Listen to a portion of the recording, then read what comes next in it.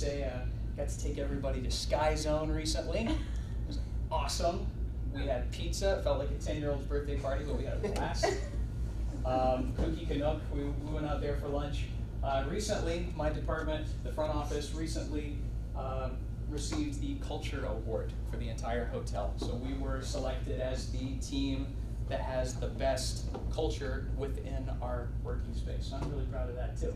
And we were named overall Peabody the best historic hotel by USA Today Reader Poll for 2018 too.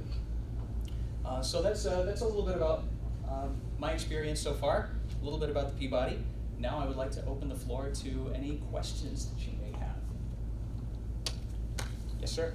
Do you have any tips for resume building? As far as, what to put on it experience-wise? Should we even bother putting part-time jobs on there? Sure. As students especially, part-time jobs might be all you're working with. So every time you take another step in your career, you're probably going to want to add to your resume, and you're probably going to want to kind of finesse it a little bit. For example, a few years ago, mine was nothing but a bunch of little part-time jobs. And now I've got more of a kind of linear progression with the Peabody, and then down at the bottom I've got something that says, seasonal work while enrolled as a full-time student, and there's a couple little bullet points. Start off with a couple of skills at the top. You want to have what your strengths are illustrated right off the bat, your present position, and it needs to be chronological. You want to see a nice timeline. A good example of this, LinkedIn. My LinkedIn profile and my resume look pretty much the same. I mean, there's some differences, but just the way LinkedIn lays out their page for everybody is kind of a good example of roughly how your resume is going to go. You've got a little intro. Hey, here's me. Here's what I'm good at. Here's my career progression, and then down at the bottom, here's my accolades and my volunteer work. So that's just roughly a good idea. Of course, we can talk about more of that later. Next up, let everybody speak at once. Yes, ma'am. When you were working full-time, like the VIP specialist, one instance that stuck out with you, kind of made the way you look at that position different? Any kind of, something that just stuck with you in that? Because Sure. that's not a normal position for an everyday hotel, so. Sure. All right, so any given week we have some celebrity, some entertainer that I'd be working with. Of course, that's not the position for somebody that is eager to seek autographs or photos or post on social media about it. That's a lot of discretion with that position. One guest did stand out to me in particular, just kind of what that position embodies was reflected in the weekend that I spent with this guest, where we had somebody that came to town that wanted, this was actually since I've been VIP specialist, but I acted in that position again for this request.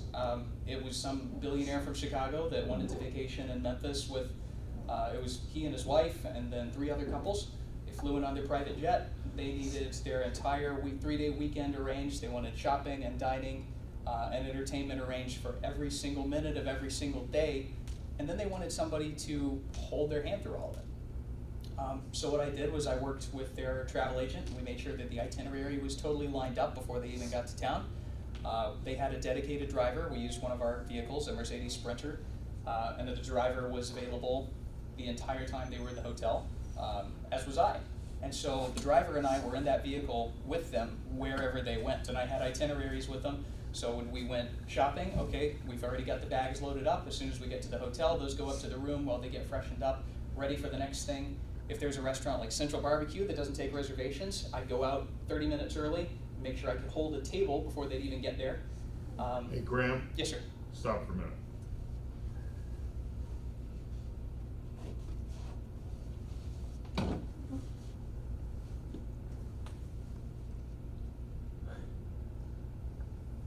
Sorry, go ahead. No problem. But basically just really being attentive to somebody's needs every single step of the way.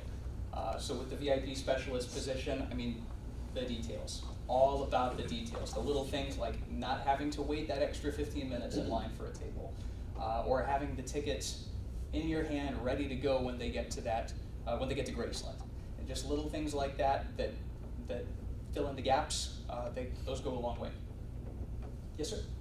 This just out of curiosity, because you have a background in music and jazz, is it possible that you could be a jazz vocalist a year later, once you're done with the position, if you wanted to do that? Theoretically, I probably make better money in hospitality than I do as a musician, just to be frank with you.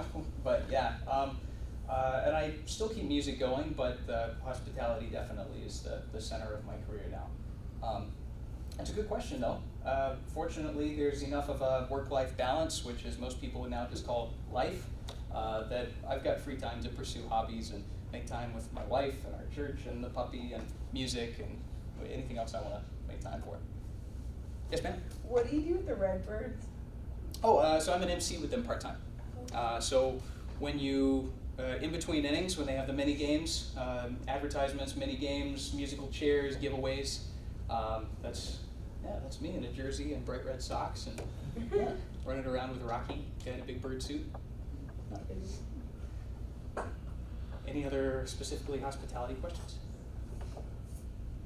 Give yourself a minute to pitch your handouts. Sure, absolutely. So I'll stick around for a few minutes after class is over, and I would love for anybody interested to come up and talk to me about an opportunity to work with us. Now, I am looking for people on my team for the front desk, the concierge department, but we've got positions. You're looking into that? All right, come on up and talk to me then. So front desk, concierge, we've got positions all over the hotel.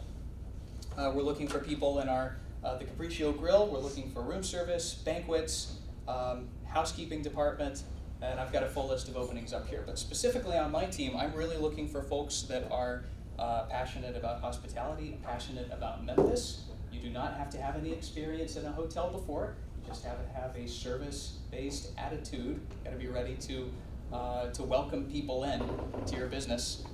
We would love to have you on our team, so please come and talk to me about that. We've got some great benefits. We serve you a meal every day in our wonderful employee restaurant called McDuck's. We also have dry cleaning for whatever's considered your uniform. So for our front desk staff, they do have a uniform that they wear, and then for me, they dry clean my suit for me. That's a big expense that I don't have to worry about that. We also have discounted room rates for us when we need to stay or when we have family or friends that are coming in town. We get a really good discount on rooms. We've got dental, vision, health, 401k, 401k with match. I can't stress enough how important saving for retirement is early, like we're this age, because that compounds interest and just builds and builds and builds the older you get. So start saving in your 401k as soon as possible, please. But we've got plenty of benefits right off the bat. Usually 90 days is when your full benefit suite kicks in with us. And we do have just a really fun environment. Whatever department you end up in, there's great camaraderie. Like I said, the whole back of house, everybody's greeting each other, excited to see each other. I see that every single day. And we're there for happy times and we're there for sad times too. I've seen the hotel, huge turnout at hotel and memorial services for former associates that have passed, and we celebrate people's kids that graduate from high school. And there's just a really, we put people first, because people are your most valuable asset in a business. We would not be the Peabody without the people, first and foremost. What else do we have for Graham? Questions, concerns? Okay, let's hear it for him.